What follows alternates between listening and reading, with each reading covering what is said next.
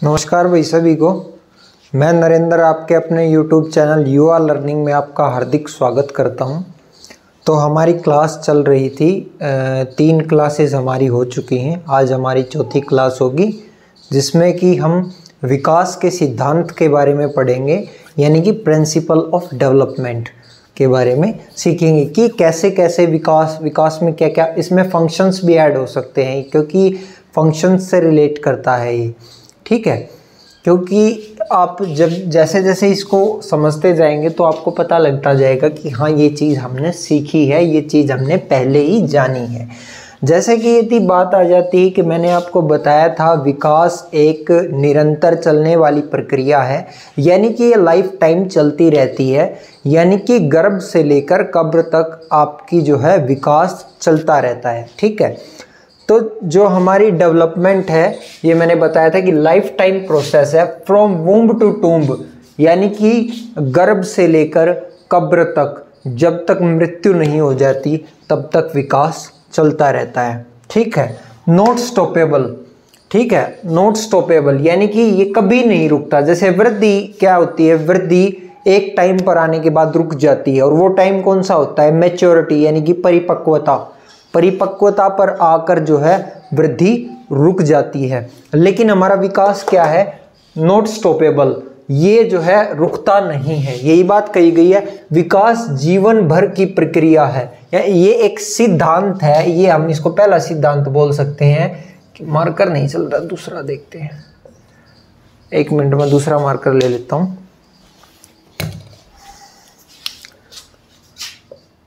जैसे इसको हम पहला बोल सकते हैं कि निरंतरता का सिद्धांत, यानी कि प्रिंसिपल ऑफ कंटिन्यूटी। इसमें क्या आती है, इसमें ये बताया गया है कि भाई विकास जो है ना कभी रुकता नहीं है। विकास जीवन भर, मतलब जब से आपका, एक तरीके से आप कह सकते हैं कि जब आप माँ के पेट में होते तब से लेकर और जब तक आपकी मृत्यु नहीं होती तब तक ये चलता रहेगा। विकास जीवन भर की प्रक्रिया है, गर्भ से कब्र तक विकास रुकता नहीं है। यही 3 पॉइंट बताए गए हैं। यदि हम इंग्लिश में बात करें तो life time process, from womb to tomb, not stoppable. ठीक है दोस्तों, ये हमारे 3 पॉइंट हो जाते हैं, जिससे हमारा ये प्रिंसिपल जो है क्लियर हो जाता है। कौन सा, निरंतरता का सिद्धांत। अगला हमारा सिद्धांत आता है क्रम की एकरूपता।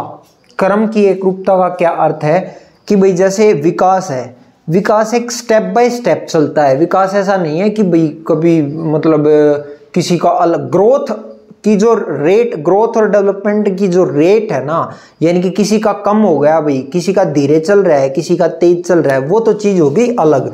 ये क्या है, क्रमबद्ध तरीका, एक स्टेप बाय स्टेप प्रोसेस है, एक स्टेप फॉलो की जाती है। जैसे कि भाई पहले फिजिकल डेवलपमेंट होगा, फिर मेंटल डेवलपमेंट होगा, फिर वो सोसाइटी में जो है ना, बच्चा सोसाइटी में आएगा, फिर सोसाइटी में आने के बाद धीरे धीरे वो इमोशनली डेवलप होगा, यानी कि दूसरे के भाव को समझने लग जाएगा। ठीक है दोस्तों, तो यही बात कही गई है कि क्रमबद्ध तरीके से चलता है, यानी कि स्टेप बाय स्टेप प्रोसेस को डेवलपमेंट फॉलो करता है, और पूरे विश्व में एक ही क्रम में चलता है विकास। यानी कि ऐसा नहीं है कि यहाँ पहले फिजिकल डेवलपमेंट होता हो, यानी कि शारीरिक विकास होता हो, और फिर मेंटल होता हो, और फिर सोशल होता हो, फिर इमोशनल होता हो, तो अमेरिका में कुछ अलग होगा या फिर कनाडा में कुछ अलग होगा।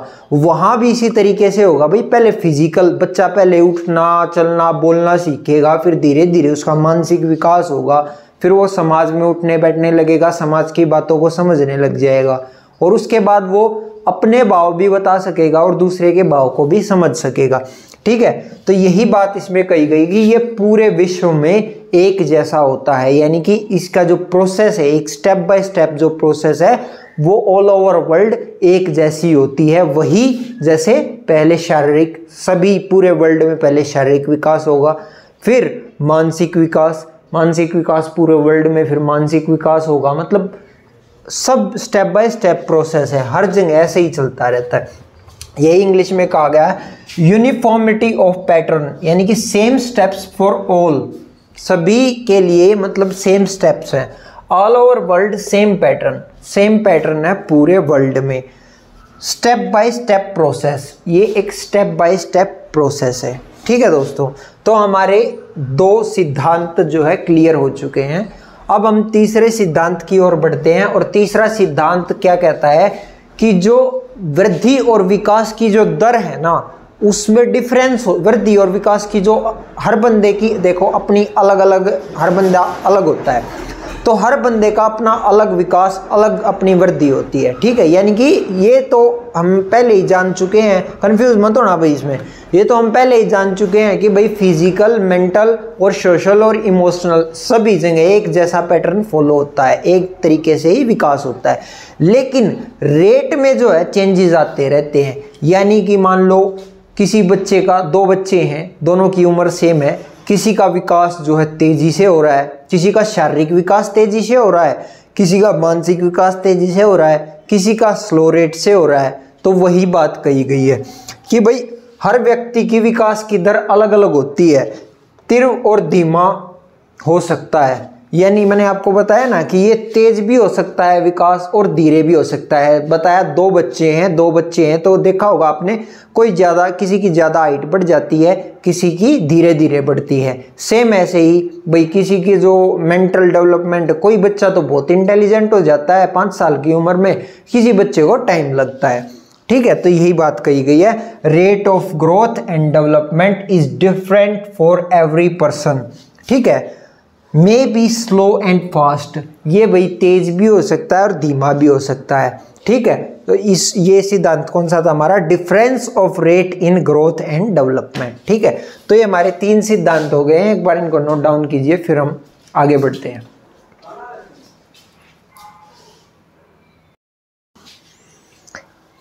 हाँ तो भाई अब आ गए आपके, एक आ गया सामान्य से विशिष्ट की ओर और एकीकरण का सिद्धांत, समझाएंगे अब इसको। भाई एक होता है सामान्य काम। ठीक है, सामान्य काम जो छोटा बच्चा भी कर सकता है, धीरे धीरे उस काम में वो माहिर हो जाता है, फिर वो उस काम में कुछ घटाता या बढ़ाता है। ठीक है, उसको एक स्पेसिफिक की ओर ले, यानी विशिष्ट की ओर लेके चला जाता है। कैसे? जैसे बच्चा पहले साइकिल चलाना सीखता है, साइकिल चलाना एक सामान्य काम है, सभी के लिए सामान्य है। फिर धीरे धीरे वो क्या करने लग जाता है, हाथ छोड़ के चलाने लग जाता है, पिछला टायर, कोई बच्चा पिछला टायर उठाने लग जाता है। तो वो सामान्य काम से विशिष्ट काम कर रहा है, सामान्य से विशिष्ट की ओर बढ़ रहा है। यानी कि जैसे जैसे उसका विकास बढ़ेगा भाई, जैसे जैसे उसका डेवलपमेंट होगा, वैसे वैसे वो बच्चा सामान्य से विशिष्ट की ओर कार्य करेगा। एक तो मैंने आपको साइकिल का एग्जाम्पल लिया, दूसरा एग्जाम्पल क्या है भाई, जब बच्चा बचपन में रोता है तो बिल्कुल हाथ हिला हिला के, बिल्कुल पैर हिला के, बिल्कुल बुरे तरीके से रोता है। जैसे जैसे वो बड़ा हो जाता है भाई, धीरे धीरे वो क्या होता है, चुप चुप रोने लग जाता है। आप जैसे देखते होंगे कि जवानी में आके बंदा क्या है, अगर रोता भी है ना तो बिना आवाज़ किए, बिना हाथ पैर ऐसे हिलाए बच्चे की तरह अपना चुपचाप रो लेता है। ठीक है, तो 2 एग्जाम्पल दिए मैंने आपको। क्या? एक तो मैंने आपको साइकिल का एग्जाम्पल दिया कि भाई सामान्य है साइकिल चलाना, साइकिल चलाना पहले बच्चा सीख जाता है, लेकिन उसके बाद क्या करता है, कई बच्चे क्या करते हैं भाई, उस पर स्टंट करना, ये सब करना, तो सामान्य से विशिष्ट की ओर चले जाते हैं वो। ठीक है, उसी प्रकार यदि हम रोने की बात करें तो भाई बच्चा पहले रोता है तो मतलब बिल्कुल हाथ पैर सारी मूवमेंट करके रोता है। फिर उसके बाद क्या होता है कि वो जैसे जैसे बड़ा होता जाता है तो वो थोड़ा चुप होके रोने लग जाता है, यानी कि अपना आराम से बैठ के कहीं पे भी पता भी नहीं लगता कि बंदा रो रहा है, सिर्फ आंसू आते हैं। ठीक है, तो सामान्य क्रिया से विशिष्ट क्रिया की ओर, या फिर इसका एक और हम कह सकते हैं कि वोल्स टू पार्ट, यानी कि पूर्ण से टुकड़ों में, यानी कि कोई चैप्टर है, पहले हम उसकी समरी पढ़ेंगे भाई, सामान्य समरी पढ़ ली हमने, सामान्य वो कर लिया, फिर हम उसको टुकड़ों में तोड़ तोड़ कर पढ़ेंगे, यानी कि सामान्य से विशिष्ट की ओर जाएंगे, यानी कि पूर्ण से अंश की ओर हम जाएंगे। ठीक है, इसमें दोनों चीजों की बात की जा सकती है, यानी कि सामान्य को जो हम पूर्ण मान सकते हैं और विशिष्ट को हम अंश मान सकते हैं।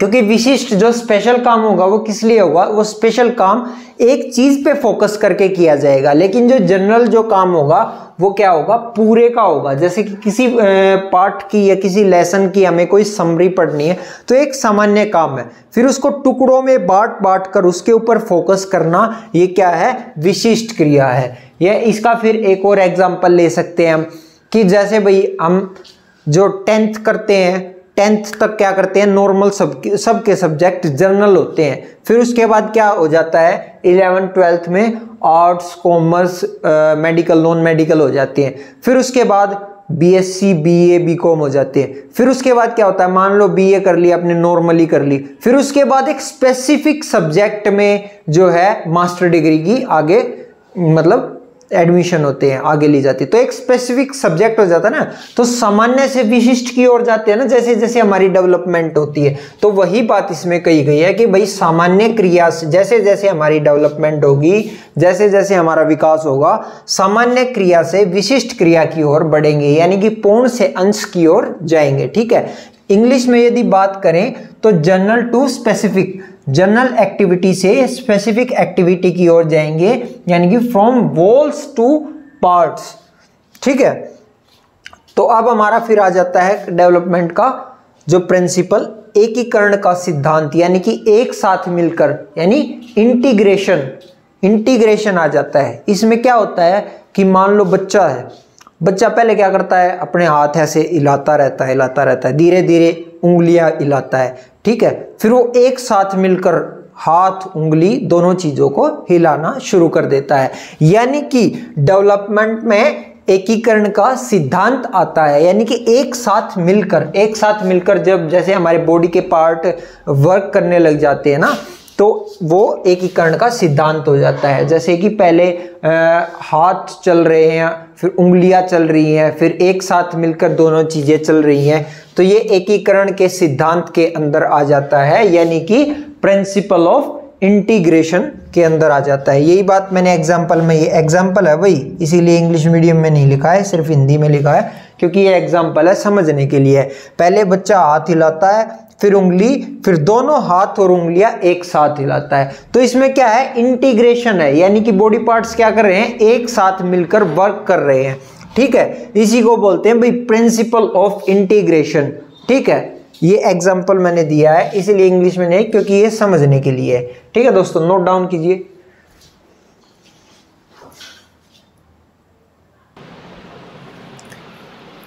हाँ, तो भाई हमारे जो नेक्स्ट जो सिद्धांत हैं वो क्या आ जाते हैं, एक है परस्पर सिद्धांत। ठीक है, और इसको इंग्लिश में क्या बोलते हैं, इंटर रिलेशन। ठीक है, परस्पर संबंध का सिद्धांत। ठीक है, यानी कि प्रिंसिपल ऑफ इंटर रिलेशन। एक मिनट रुक जाइए, चश्मा लगा लेता हूँ।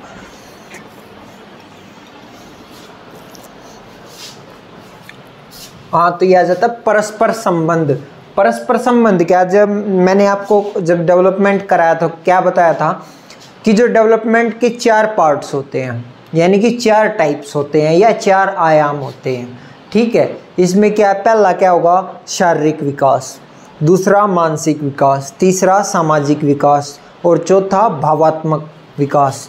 ठीक है, तो वही सब है पीसीएससी, यानी कि फिजिकल, कॉग्निटिव, सोशल और इमोशनल। ये चारों मैंने आपको बताए थे।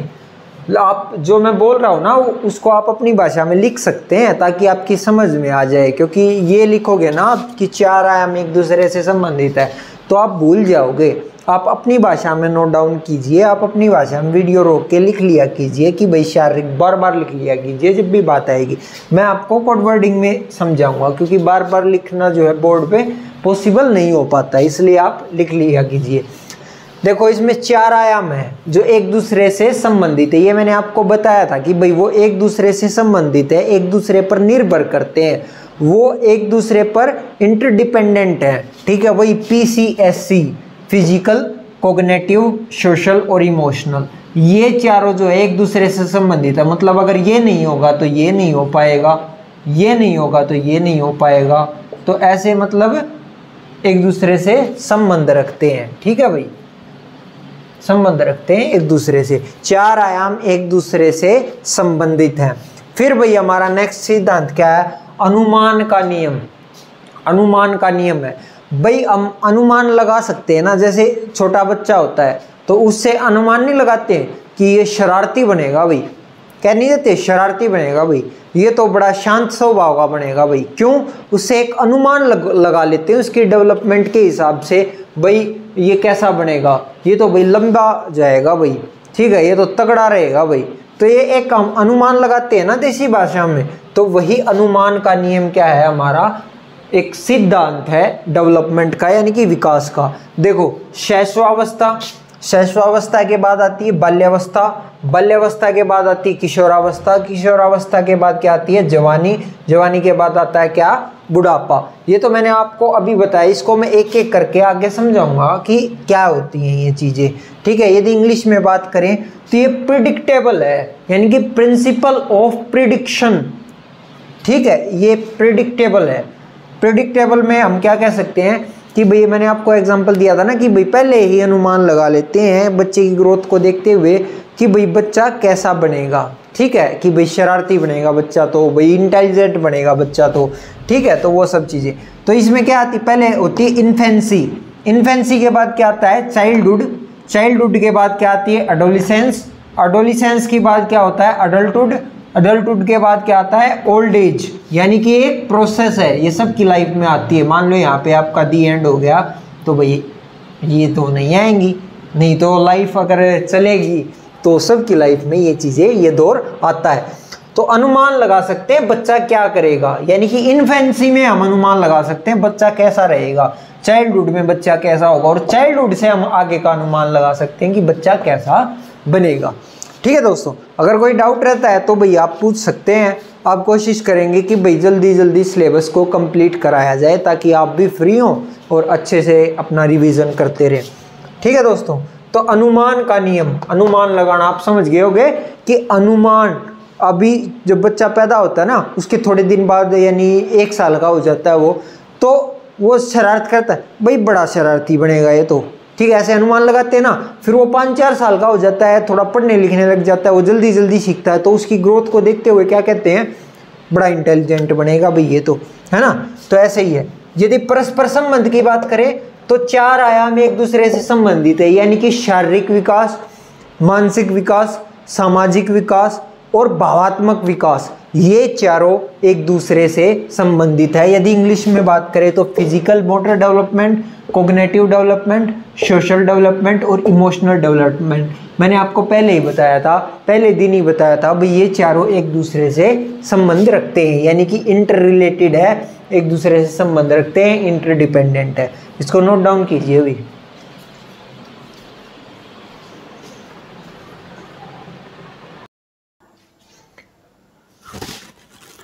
चलिए भाई ये आपने नोट डाउन कर लिया होगा। अब विकास के और सिद्धांतों के बारे में जानते हैं।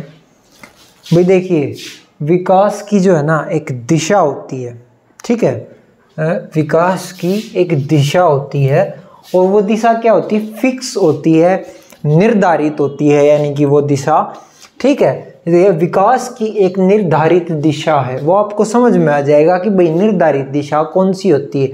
विकास की जो निर्धारित दिशा है ना वो 2 तरीके से होती है, यानी कि ये एक जो लिखा है ये एक निर्धारित दिशा, मतलब एक सेंटेंस वाली फॉर्म में लिखा है, नहीं तो वो 1-2 वाला नहीं है। तो निर्धारित दिशा होती है, तो जो निर्धारित दिशा है ना उसका इंग्लिश में क्या कहेंगे, set direction of development, set direction of development, यानी कि पहले से एक दिशा डिसाइड हुई होती है, भाई इस तरीके से विकास होता है। तो भाई दिशा में 2 सिद्धांत होते हैं, ठीक है। तो 2 सिद्धांत कौन से होते हैं, एक है शिरोध पदोन्मुखी, ठीक है, नाम थोड़ा सा अजीब सा है लेकिन करना पड़ेगा भाई। शिरोध यानी सिर से, पदोन्मुखी यानी पैर तक, सिर से पैर तक, इसके नाम में इसका मीनिंग छुपा हुआ है जिससे आप समझ जाएंगे। शिरोध पदोन्मुखी, सिर से लेकर पैर तक, सिर से लेकर पैर तक जो विकास चलेगा, ठीक है। दूसरा है भाई समीपस्थ दूरस्थ, समीपस्थ दूरस्थ, यानी कि समीप से दूर की ओर, समीप से दूर की ओर, ठीक है, तो वही लिखा है केंद्र से बाह्य की ओर, यानी कि जो हमारा केंद्र है, या मान लो हमारी रीढ़ की हड्डी है, रीढ़ की हड्डी से जो हमारे पैरों में विकास, हाथों में विकास, वो विकास होता है ना, यानी कि केंद्र है, जैसे केंद्र है रीढ़ की हड्डी, केंद्र से बाह्य की ओर, बाह्य की ओर ये जो विकास हो रहा है, ठीक है, वो सब। और सिर से पैर तक जो ऐसे चलेगा वो होगा कौन सा, शिरोध पदोन्मुखी। और दूसरा क्या है, समीपस्थ दूरस्थ विकास, यानी कि केंद्र से बाह्य की ओर। ये मैं पूरा करवाऊंगा ना एक स्ट्रक्चर बना के अभी, तो आपकी अच्छे से समझ में आ जाएगा। यदि हम इंग्लिश में बात करें तो शिरोध पदोन्मुखी को बोलते हैं सिफालोकॉर्डियल, सिफालोकॉर्डियल कहते हैं इसे फ्रॉम हेड टू टो, यानी कि जो सिर है हमारा, सिर से लेकर पैर तक। और दूसरा कौन सा है हमारा, प्रोक्सिमोडिस्टल। प्रोक्सिमोडिस्टल में क्या होता है, फ्रॉम सेंटर टू पेरिफेरल, या फिर हम कह सकते हैं सेंटर टू आउटवर्ड या आउटसाइड कह सकते हैं हम इसको, ठीक है भाई, ये लिख सकते हैं हम इसको, ठीक है। यानी कि आप अभी के लिए आप समझ लीजिए, आगे तो मैं स्ट्रक्चर बना के समझाऊंगा। यानी कि जो हमारा एक एग्जाम्पल के तौर पे क्या कह सकते हैं, जो सिर से जो धीरे धीरे विकास, बच्चा कंधे हिलाता है, कंधे हिल गए भाई, ठीक है भाई, हाथ हिल गए, पैर हिल गए, वो जो हिले है ना, ऐसे मूवमेंट गई है, देखो हाथ पैर उसमें भी हिल रहे हैं और हाथ पैर दूसरे में भी हिल रहे हैं, लेकिन जो ऐसे गया है ना, यानी कि सिर से विकास होते हुए यहाँ पे, फिर यहाँ पे, फिर ऐसे, फिर ऐसे, जो इस सीरीज में गया है उसे तो कहेंगे भाई शिरोध पदोन्मुखी, यानी कि सिफालोकॉर्डियल। और जो भाई विकास ऐसे जाएगा ना, ये यहाँ रीढ़ की हड्डी से, ये ऐसे रीढ़ की हड्डी से सेंटर से बाई के पैर है, पैर मूवमेंट कर रहे, तो वो क्या होगा हमारा, प्रोक्सिमोडिस्टल। सीधा सीधा आ जाता है एग्जाम में, हर साल आते हैं भाई ये क्वेश्चन, कि भाई जो पहले बच्चा सिर हिलाता है, फिर कंधे हिलाता है, फिर हाथ हिलाता है, फिर पैर हिलाता है, तो बताइए ये कौन सी दिशा है, तो हम सीधा सीधा कह देंगे ये शिरोध पदोन्मुखी है, यानी सिफालोकॉर्डियल है, ठीक है भाई। और भाई एक होता है प्रोक्सिमोडिस्टल। प्रोक्सिमोडिस्टल में क्या कहेगा, वो कहेगा केंद्र से बाह्य की ओर जो विकास हो रहा है, यानी कि रीढ़ की, कुछ भी ऐसा एग्जांपल दे देगा भाई, रीढ़ की हड्डी से हाथ पैरों का विकास हो रहा है, तो वो क्या होगा, प्रोक्सिमोडिस्टल, यानी कि वो प्रोक्सिमोडिस्टल कहलाएगा। तो ये जो है ना, आप इसको हिंदी और इंग्लिश दोनों मीडियम में करना भाई, दोनों मीडियम के छात्र, यानी हिंदी वाले इंग्लिश में भी सीखना और इंग्लिश वाले हिंदी में भी सीखना, क्योंकि ये बहुत ज़रूरी है भाई। 2 मार्क 2 नंबर का ना, ये 2 नंबर का ये अकेला है भाई सिस्टम, ये सारा 2 नंबर का है अकेला, ठीक है। तो आप ये पक्का कर लीजिए, आएगा 100% आएगा, और हर सेट में आएगा, हर पेपर में आएगा, ठीक है। एक बार ये नोट डाउन कीजिए, उसके बाद मैं आपको इसको स्ट्रक्चर वे में बना के बता दूंगा।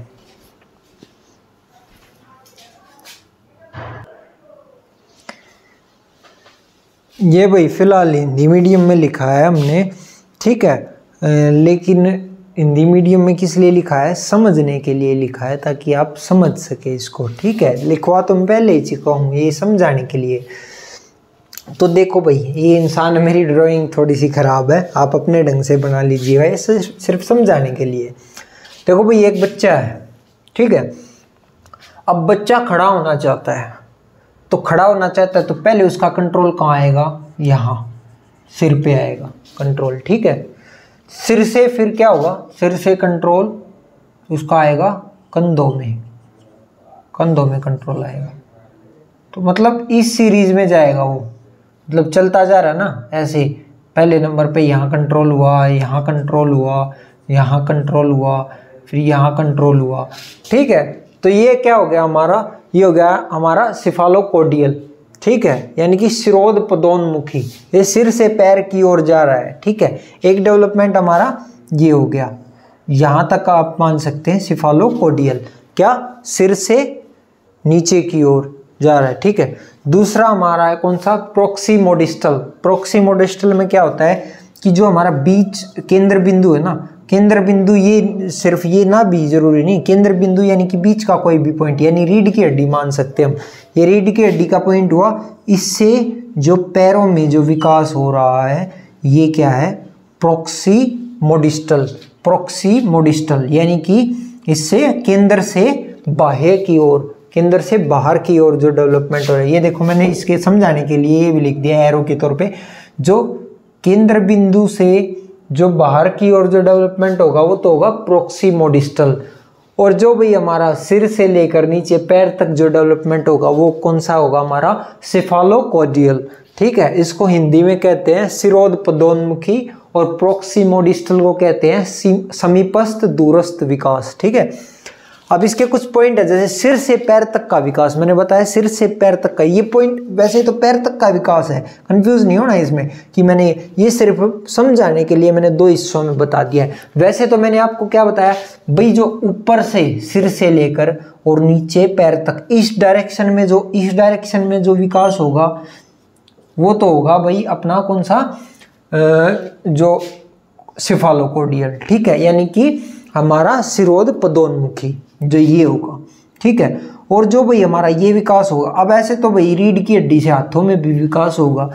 ठीक है, तो ये चीज नोट नहीं करनी कि क्या क्या विकास हो, सिर्फ ये देखना है कि भाई जो सिर से लेकर और जो ये डायरेक्शन बना रहा है ना, ये डायरेक्शन बना रहा है वो तो है भाई हमारी सेफालोकोडियल। डायरेक्ट यही आएगा एग्जाम में कि भाई सिर से पैर की ओर जो डायरेक्शन जा रही है उसे क्या कहते हैं, तो उसे सेफालोकोडियल कहते हैं, यानी कि सिरोधपदोन्मुखी कहते हैं, सिर से पैर तक का विकास। ठीक है, एग्जाम्पल के तौर पर बच्चा खड़ा होने से पहले कंट्रोल क्या करेगा, पहले सिर पे कंट्रोल आएगा, फिर क्या कंधों पे कंट्रोल आएगा, हाथों पे कंट्रोल आएगा, कमर पे कंट्रोल आएगा, फिर पैरों पे कंट्रोल आएगा, यानी चली ना यही सीरीज चली ना। लेकिन जो हमारा प्रोक्सीमोडिस्टल है ना उसमें ये सीरीज नहीं है, उसमें क्या है केंद्र से बाह्य की ओर, पहले केंद्र मजबूत होगा, यानी रीढ़ की हड्डी का एग्जांपल ले सकते हैं भाई, रीढ़ की हड्डी मजबूत होगी उसके बाद हाथों में विकास आएगा, पैरों में विकास आएगा। समीप से दूर की ओर, केंद्र से बाह्य की ओर, दोनों चीज हो गई भाई, समीप है, समीप से दूर की ओर और केंद्र से बाह्य की ओर। एग्जाम्पल के तौर पर रीढ़ की हड्डी से पैरों का विकास, यानी कि रीढ़ की हड्डी से पैरों में विकास। ठीक है, तो आप एक बात का में बस एक बात का ध्यान रखना है इसमें, ये इतना लंबा चौड़ा सोचने की भी जरूरत नहीं पड़ेगी, अपने आप दिमाग में आ जाएगा भाई। सेफालोकोडियल तो सिर से पैर तक की दिशा, सिर से पैर तक की दिशा, ये दिशा। ठीक है, और जो प्रोक्सीमोडिस्टल है वो क्या है, केंद्र से बाह्य की ओर, बाहर की तरफ विकास जो होगा। तो इसकी 2 ही डायरेक्शन है भाई। ठीक है, इसको अच्छे से कर लेना भाई, ये 2 मार्क्स में जो है जरूर आएगा। ठीक है, इसको नोट डाउन कीजिए, फिर मैं एक और बचता है बस विकास, उसके बाद हमारी विकास की क्लास खत्म हो जाएगी, उसके बाद नया चैप्टर चालू करेंगे हम। ठीक है भाई, नोट डाउन कीजिए।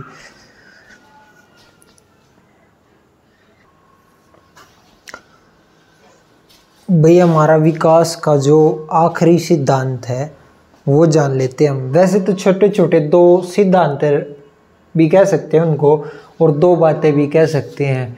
ठीक है, तो वो थोड़ी सी इतनी इम्पोर्टेंट नहीं है, बाकी वो एक उनको आप सिद्धांत में ही ऐड कर लीजिएगा। 2 बातें और बताऊंगा इसके बाद, फिर क्लास खत्म करेंगे। भाई विकास सीधा ना होकर वर्तुलाकार, वर्तुलाकार क्या होता है, जो हमारा जो देखा होगा ना आपने रजिस्टर वगैरह लेते हैं तो उनकी जो बाइंडिंग वगैरह स्पाइरल बाइंडिंग होती है, तो जो वो रबड़ सी होती है वो आकार, उसको बोलते हैं वर्तुलाकार। विकास सीधा ना होकर, यानी कि विकास जो है ना ऐसे नहीं होता है, विकास ऐसे नहीं होता, सीधा ना होकर विकास जो है उसमें चलता रहता है, सीरीज में चलता रहता है, स्पाइरल में। Development is spiral not linear, यानी कि लंबवत सीधा न होकर वर्तुलाकार होता है। कैसे समझते हैं भाई, इसके माध्यम से देखो भाई, ये वो पॉइंट है जहाँ से हमारा जो डेवलपमेंट है और ग्रोथ स्टार्ट होती है। भाई ये कोई ऐसा तो है नहीं भाई सच में ऐसा है या कुछ है, ये जो हमारे बड़े बड़े साइकोलॉजिस्ट है ना उन्होंने ये स्ट्रक्चर बनाया है और उन्होंने ये बात कही है। ठीक है, individual start is growth and development from this point. Hindi में लिख लीजिए, व्यक्ति अपनी वृद्धि और विकास की शुरुआत इस बिंदु से करता है। ठीक है, तो भाई ऐसे ये स्पाइरल होते होते होते होते होते होते और आप देख रहे होगे यहाँ पे कम है, यहाँ पे ज़्यादा है, फिर यहाँ ज़्यादा है, फिर यहाँ ज़्यादा है, फिर ऐसे है ज़्यादा है, फिर यहाँ कम हो गया, फिर यहाँ ज़्यादा है। तो ऐसे ये जो है एक मतलब ऐसा नहीं चल रहा है, ये जो सीरीज है ना, ये मतलब ऐसे नहीं चल रही, ये ऐसे ऐसे ऐसे ऐसे बराबर नहीं चल रही, मतलब बराबर नहीं चल रही। ये क्या हो रही है, पहले कम फिर कम फिर कम फिर ज़्यादा फिर ज़्यादा फिर कम फिर ज़्यादा, यानी कि ये कभी भी ज़्यादा, मैंने आपको बताया था ना भाई, विकास कभी भी कम या ज़्यादा हो सकता है। तो वही बात है, ये हो रहा है भाई विकास। ठीक है, एक चीज़ तो हमने ये सीख ली, एक प्रॉपर्टी तो, कि भाई विकास जो है ना सीधा नहीं होता है, विकास जो है स्पाइरल फॉर्म में होता है, ये स्पाइरल फॉर्म होगी। दूसरा भाई हमने पहले सीखा था कि भाई विकास कभी कम कभी ज़्यादा होता है, ये यहाँ पे दिखाई दे रहा है, यहाँ पे कम यहाँ पे ज़्यादा, यहाँ पे ज़्यादा यहाँ पे कम यहाँ पे ज़्यादा,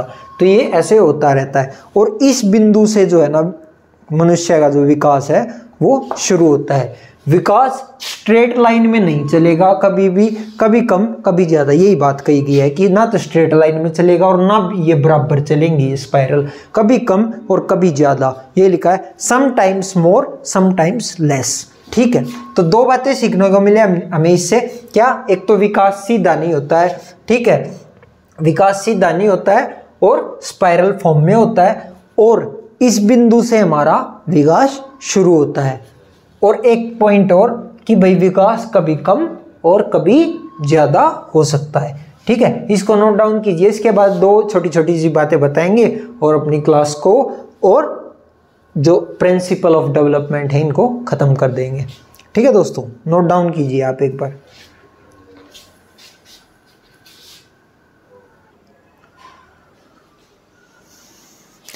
अब भाई आ जाता है हमारा अगला पॉइंट। अगला पॉइंट क्या है कि जो बच्चे का जो भाई पहले का जो आप एक बात बताइए, जब हम मकान बना लेते हैं और उसकी नींव ही मजबूत ना करें, नींव मजबूत नहीं होगी तो चाहे आप 40 मंजिला मकान बना लीजिए, गिर जाएगा वो भाई, रुकेगा ही नहीं वो।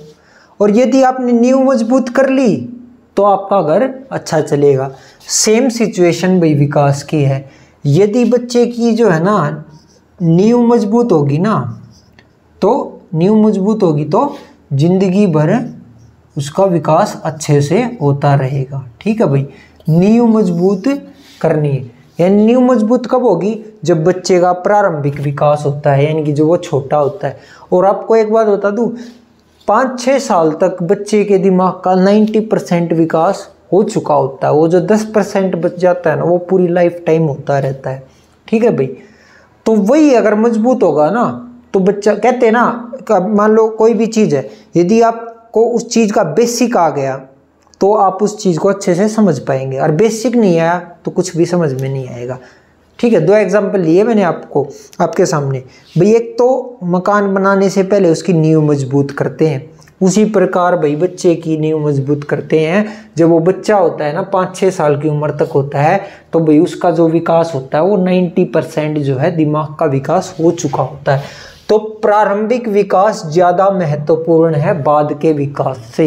यानी कि जो प्रारंभ का जो विकास है, बाल्यावस्था का जो विकास है, वो बहुत ज़रूरी है, बहुत इम्पोर्टेंट है बाद के विकास से। बाद का विकास तो होगा ही नहीं यदि प्रारंभिक विकास ही नहीं होगा। Early development is more critical than late, वही बात कही गई है। जन्म से 5-6 वर्ष तक दिमाग का 90% जो विकास हो जाता है, बाकी 10% बाद में होता रहता है। From birth to 5-6 years 90% development of mind. ठीक है भाई, नींव मजबूत होनी चाहिए। एक बात समझनी, इसमें नींव मजबूत होगी तो भाई आपका महल खड़ा हो जाएगा, और नींव कमज़ोर होगी ना भाई तो आप कुछ नहीं कर सकते। फिर भाई हमारी एक और बात आ जाती है कि विकास जो है ना वो परिपक्वता तथा सीखने का उत्पाद है। अब कहेंगे जी ये क्या बात हुई, परिपक्वता और सीखने का उत्पाद है, समझ में बात नहीं आई। भाई बात ये है, एक एग्जाम्पल के तौर पे बताऊंगा, ये यहाँ पे लिखा भी हुआ है, इसको हिंदी में ही नोट डाउन कर लेना भाई इस एग्जाम्पल को, इंग्लिश मीडियम वाले। Development is the product of maturity and learning. Development is the product of maturity and learning, ये लिख के भाई इंग्लिश मीडियम वाले फिर ये एग्जाम्पल नोट कर लेना, क्योंकि ये सिखाने समझाने के लिए है एग्जाम्पल। भाई अब एक बच्चा है, बच्चे को बाइक हम कब देते हैं, जब उसकी एक एज हो जाती है 17 18 साल 16 साल, जितनी भी, हर माँ बाप अलग अलग एज के हिसाब से मानता है भाई उसको। ऐसा तो है नहीं भाई वो 5 साल का हुआ उसको बाइक पकड़ा दी, नहीं ना। 5 साल का होगा उसको क्या देंगे, साइकिल। 6 साल का होगा उसको क्या देंगे, छोटी साइकिल, फिर बड़ी साइकिल, मतलब ऐसे। तो एक एज में आके ही देते हैं ना जो जो चीज़ ज़रूरी है। जैसे एक बच्चे को एक एज में आके बाइक दी जाती है भाई, एक बच्चे को एक एज में आके बाइक दी जाती है, तो ये जो एज है ये क्या हुई, ये हुई भाई मैच्योरिटी, यानी कि परिपक्वता। जब वो परिपक्वता में या मैच्योरिटी की एज में आ गया है तो उसको क्या दी गई, बाइक दी गई। फिर वो चलाना सीखता है, तो यहाँ पे क्या चीज़ आ गई, लर्निंग। लर्निंग आ गई ना भाई। एक एज थी जिसमें माँ बाप ने बच्चे को क्या दी, बाइक दी, तो वो एज क्या थी, मैच्योरिटी, यानी कि परिपक्वता। फिर भाई वो उसको चलाना सीखता है, चलाना सीखता है यानी कि लर्निंग। तो ये क्या होगी, मैच्योरिटी और लर्निंग, यानी कि परिपक्वता और सीखना, दोनों चीज हो गई। फिर उसे अच्छे से आ जाती है, यानी कि उसकी डेवलपमेंट हो जाती है। तो दोनों का प्रोडक्ट हुआ ना भाई, दोनों का उत्पाद हुआ, ये दोनों चीज हुई तो ही तो डेवलपमेंट हुआ। तो सेम बात कही गई कि विकास, परिपक्वता तथा सीखने का उत्पाद है। ये बहुत बढ़िया एग्जांपल है भाई, इसको ऐसे लाइन वाइज लिख लेना कि पहले बच्चे को बाइक दी जाती है, फिर वो चलाना सीखता है। एक एज में जहाँ दी जाती है उसे बोलते हैं maturity, at the age of maturity. फिर वो सीखता है यानी कि लर्निंग करता है, ठीक है। तो दोनों को मिला के फिर क्या हो जाता है, उसको, उसका डेवलपमेंट हो जाता है, अच्छे से उसको आ जाती है। तो भाई आज हमने अपने जो है ना डेवलपमेंट के जितने भी प्रिंसिपल्स थे वो ख़त्म कर लिए हैं। अब हम आगे इसकी स्टेजेस वगैरह अगली क्लास में करेंगे, ठीक है दोस्तों। इसको अच्छे से नोट डाउन कीजिए। और भाई ये क्लास जो है ना बहुत ही इंपॉर्टेंट क्लास थी, तो इसको अच्छे से रिवाइज करना भाई, 2 बार 3 बार जितनी बार हो सके, ठीक है दोस्तों। धन्यवाद, जय हिंद।